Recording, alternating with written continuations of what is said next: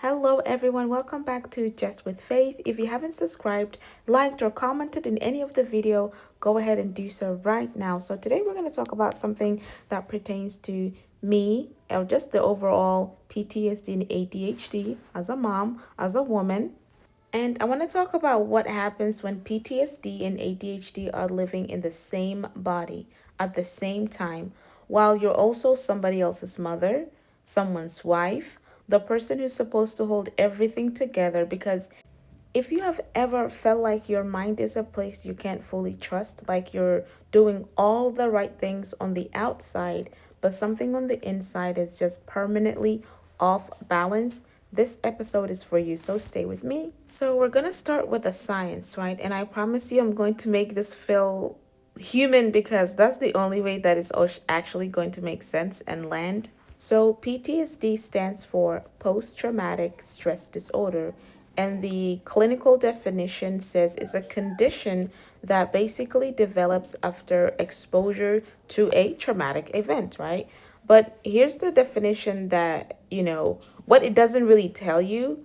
It doesn't tell you that PTSD isn't just a memory, it's a full neurological rewiring.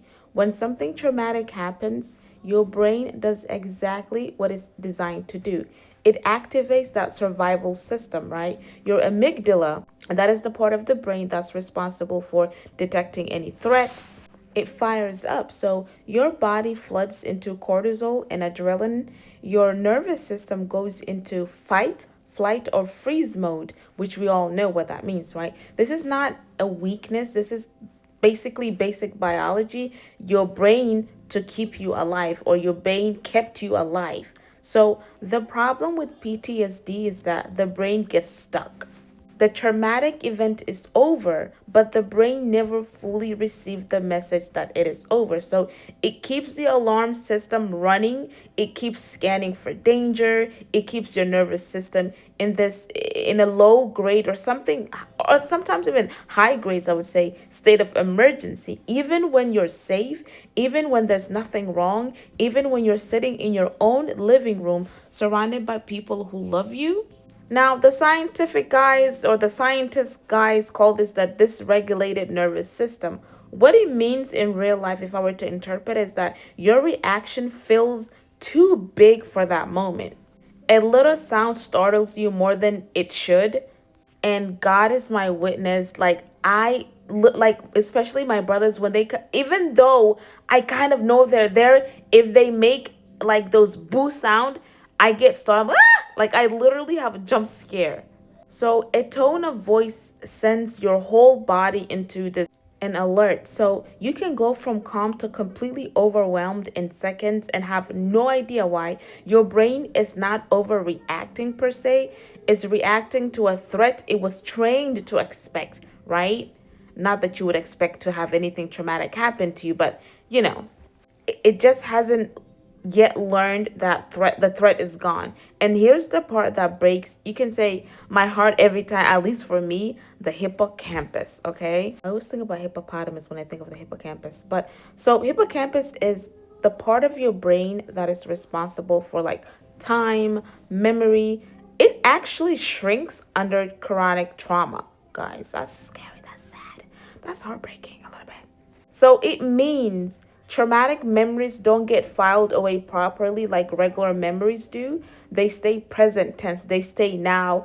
That's why, like, a smell, a song, a specific kind of silence can suddenly put you right back inside a moment that happened decades, years, months, weeks, days ago. Your brain doesn't know that it was years ago. To your nervous system, it's still happening. That is PTSD. It's a brain that learned to survive something and is still surviving it long after it ended. If you're still with me up until this point, please be sure to like, subscribe, comment, and click that bell notification to receive anything new that we post. Now, add ADHD to that list that you already know what PTSD is, and I already explained the difference to you guys what PTSD is from the mental health aspect of it, and ADHD from the neurodivergent aspect of it. So ADHD on its own is already a full-time experience. The executive function, okay, the part of our brain that handles the planning, starting tasks, managing time, regulating our emotions, they work very, very differently, not less, right? Differently. So, in a world that runs on structure and sequence and follow through, differently can feel like constantly failing at things that seem effortless for everyone else. But here's what happens when PTSD and ADHD are both present in my case, right? This is something that I really want you to hear because I don't think it gets said enough out loud or people know about it a lot. So PTSD keeps our nervous system in a state of hypervigilance, right? ADHD we already struggle with the emotional regulation, you can say. So put those two together and you get this brain that is simultaneously overstimulated, underregulated, hyper aware of threat, and struggling to organize any of it into something that's functional. It goes from losing things constantly. I remember like there's this one summer that I was losing everything every day. I have lost so many wallets, you can say so many purses that I can't even count, okay? And it has all of my documents, my driver license, my so the amount of times that I had to call the credit card company, the debit card companies, or banking institutions to like, oh hey, I need to cancel that card. I don't know where my thing is at. Going to the DMV, getting a new driver license. It's just a havoc. I will say maybe over the last 3 4 years, I have been able to not lose my little mini purse. Hence, this is why I don't like carrying purses at all.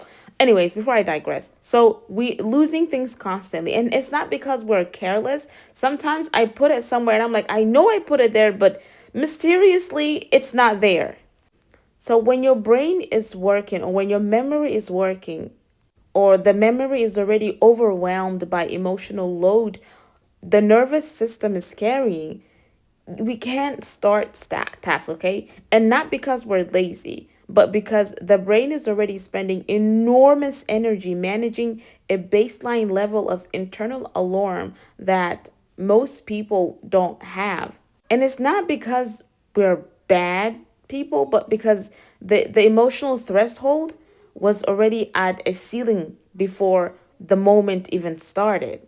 And I think one of the aspect that is like cruelest or the cruelest, you can say the cruelest part is from the outside, it can look like a personality. It can look like disorganization, like mood swings, like inconsistencies, and you have your right to your own perception. Like we might look like someone who just can't seem to get it together, but it's not a personality thing. It's two neurological conditions fighting for space in the same mind at the same time. Let me give you guys even a more clearer picture, right? You wake up in the morning, you have a list of things in your head, things that you need to do, things the kids need, things the house needs. You see the list, you know the list, and then somewhere between the bedroom and the kitchen, the list is gone. Not because you forgot, but because like 17 other tabs are fired in your head, in your brain at the same time, and none of them can win or are winning. So there you are standing in the middle of the kitchen and you cannot remember why you walked in there. You start to do something else and then something else. And by the time that is noon, you started 6 things and finished none of them. And you're exhausted from the effort of trying to hold it all together and nothing visible actually got done, right? And then you have somebody saying, well, what did you do with your day? Like, I don't know. I did everything but nothing at the same time. So then on the flip side with PTSD, it's like sitting right next to it, right? Your child drops something loud in the bedroom, a crash. And before your brain can even process what happened, your body is already there. Heart is pounding, hands are tense, breath is shallow, full alert. And then you realize that it was just a cup. And your child is looking at you like, Mom, why do you look like that? You know what I mean? So, and then you don't know how to explain it that your nervous system just treated a cup drop like a 5 alarm emergency, but your brain system has been trained to expect that something is always about to go wrong. Or think of it like you are trying to help your child with schoolwork and they're frustrated, and then their frustration has like that specific energy. Maybe it is their voice, maybe it's the way they're sitting, or something about that energy touches something old in you, right? Something that has nothing to do with your kid. And suddenly you're not just a mother trying to help with a math problem or language arts. You're a person trying not to disappear into feeling like you were feeling 10 years ago, while keeping your voice calm and your voice steady. And you do it, you hold it together, you stay present enough. But afterward, when your kids are settled and the house is quiet, you sit down and you're completely emptied out. Not tired in a normal way, but like emptied, finished. Like you spent the whole day running, operating two systems at full capacity, and neither of them were designed to run together. So that is what PTSD and ADHD in the same body actually looks like, for someone like me at least. Relentless, restless, okay, and exhausting. So on to the next section. Honestly, there are days where I feel like I'm watching my own life from slightly outside of it. Like I'm present, but not fully landed. Like I showed up, but some part of me is still somewhere else. In other moments, some other version of a situation that already ended, but that my body hasn't gotten the memo about it yet. There are days where I'm just completely, I am uppity, I'm great, I'm fantastic, I am perfect. And then something small happens, okay? Specific energy in the room, a way someone says something, a moment of like unexpected silence, and something in me just shifts. And I can feel the shift in me. And I know intellectually, okay, that the reaction doesn't match the moment. And I cannot stop, but I can't stop it anyways. Like there are days where I cannot explain why I feel like something is wrong. Nothing is wrong. My kids are fed, the house is clean, hubby's taken care of, I feel taken care of, nobody is sick, there's no crisis in my immediate family. My mom is fine, my dad is fine, aunties, everyone. And yet something in my body is quickly insisting that I need to be braced for impact. Like the other shoe is about to drop. That I should not relax, right? That's the hypervigilance, and it's exhausting in a way that is almost impossible to describe, because it does not look like anything from the outside. You're fine, you can function, you make the food, I answer the messages, I show up, but underneath that, underneath the showing up, there is this constant low frequency hum of being on guard, of waiting, of not quite being able to exhale all the way. So with that, in ADHD alongside, the disorganization of the internal world is not just frustrating, it's very destabilizing, because you already struggle to hold things in sequence, you already lose a thread, and now the nervous system is also dysregulated. The emotions are running hot, and your attention is also scattered, and you're standing in the middle of your own life feeling like, are you, like you're holding 100 things to keep them from slipping through your fingers, and you cannot figure out why you just cannot hold them.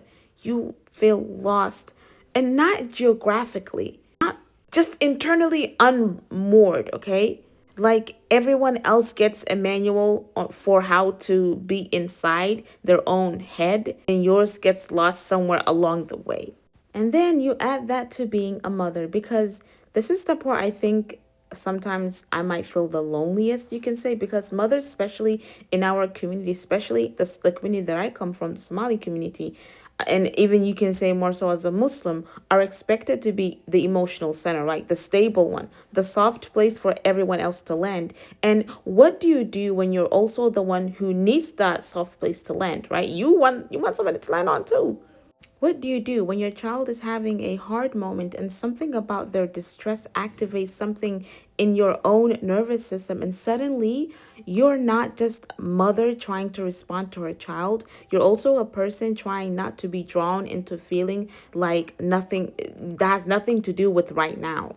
What do you do when you lose your patience and the guilt of it hits you so hard that it sends you into a spiral that takes hours to come down from? And you're sitting there running the math whether your kids are going to remember the good days or the days you just weren't okay. What do you do when you love your husband and you cannot always explain why you need space, why certain moments you shut down, why sometimes being touched or spoken to in a specific way makes you go into it makes you go cold and distant without you choosing it. When you see him trying to reach you, and some part of you is reaching back, and another part of you is far away and you cannot bridge the distance fast enough, what do you do when you're trying to, homeschool or do whatever you're doing with your kids to keep a house and maintain a marriage and raise the children who feel secure while internally you're managing a nervous system that did not sign up for any of this, and a brain that loses the thread more than 17 times before noon? Guess what, mothers? We keep going because that's what we do. But I do want to say something for every mother that's carrying this, right? Keeping going is not the same as being okay. And pretending to be okay is not the same thing as healing. And holding everything together on the outside while you yourself are falling apart inside, it's not strength. It is survival, and you deserve more than survival. If you're still here and you haven't clicked that subscribe button, please do so and click that notification so you can be notified with every new episode that we make, whether it's mental health, homeschooling, vlogs, cooking, or just random things that whatever my mind is doing at that moment or my family is doing. Now, I always come back to faith, guys, just with faith. For me, my faith anchors me, right? And is the only thing that has ever made sense to me, right? And there's that dua that I mentioned in our previous episode that the Prophet ﷺ has mentioned or has said. He sought refuge from ham and huzn, okay, anxiety and grief. He made that dua regularly, which means he understood that these were real weights that people could carry, that people carry. He did not pretend, sallallahu alaihi wasallam, they didn't exist. He brought them to Allah subhanahu wa ta'ala. And we think about the story of Yaqub alayhi salam. We talked about before as well in that previous episode, the difference between mental health and neurodivergence. If you haven't watched it, please go ahead and watch it. It's in this playlist. Yaqub wept, grieved for years, whose own children thought he was going to grieve himself to death, basically, right? Some days the du'as that I make are not eloquent. Some days my du'a is just, Ya Allah, I'm tired. I don't know how to do this day. Help me be enough for my kids today. Help me be present. Help me not take out what I'm carrying on to the people I love. And that is a valid dua. It counts. Allah does not require you to have it all together before you come to Him.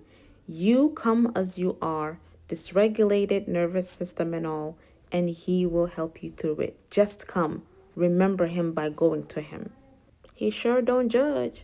So here's what I want to leave you with today. I know it's lengthy. I know I talk a lot, but I have to get my process and thoughts out eloquently as best as I can when I'm this hyper-focused to the things that I want to talk about. Sweetheart, if you have PTSD, your brain is... your brain is betraying you. It learned to keep you alive, and now it needs to learn that you're safe. That takes time. I am dealing with this. It's been about a decade, and I'm more than a decade, okay?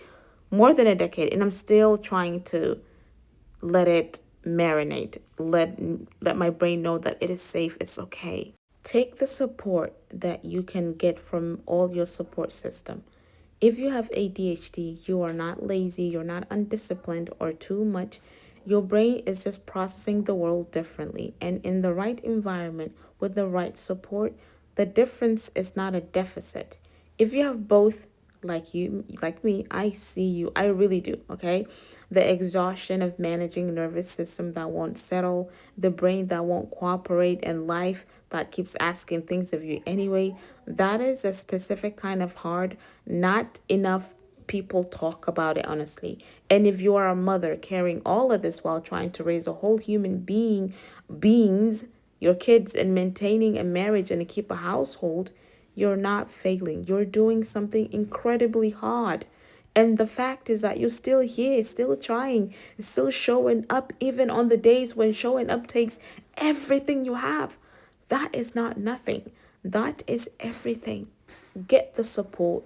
Seek a therapist if you have to. Have an honest conversation with your spouse, with your husband, with your wife, right?